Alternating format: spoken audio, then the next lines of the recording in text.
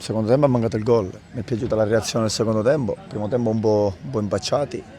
un po' contratti, però poi il secondo tempo invece mi è piaciuta la squadra, l'abbiamo scacciata, gli avversari siamo stati pericolosi, abbiamo preso un palo, abbiamo sbagliato 2 gol davanti alla porta, però ci sta, mi è piaciuta la reazione, dobbiamo ripartire, abbiamo perso tra virgolette il primo tempo, ora fra 15 giorni ci sarà il secondo tempo, ci andiamo a giocare sempre come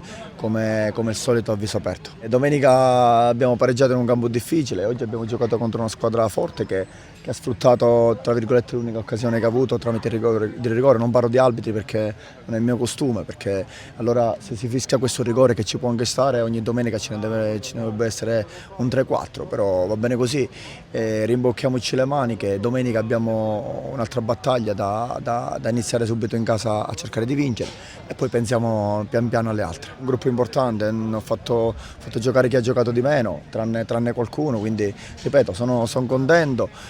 Qualcuno deve ancora crescere sotto il profilo mentale, sotto il profilo mentale, fisico, però sono contento. L'orario tutto a posto, diciamo che ha avuto un piccolo risentimento, quindi non abbiamo voluto rischiarlo. Ripeto, a me non mi piace parlare degli assenti, mi piace parlare di quelli che invece hanno giocato, hanno sudato la maglia, hanno lottato, quindi sono contento. Non del risultato, sono contento solo del secondo tempo, dobbiamo ripartire da lì. Finalmente torniamo in casa perché ci manca il nostro campo, ci manca il nostro pubblico, ci manca il nostro tifo. So che ci possono dare una spinta in più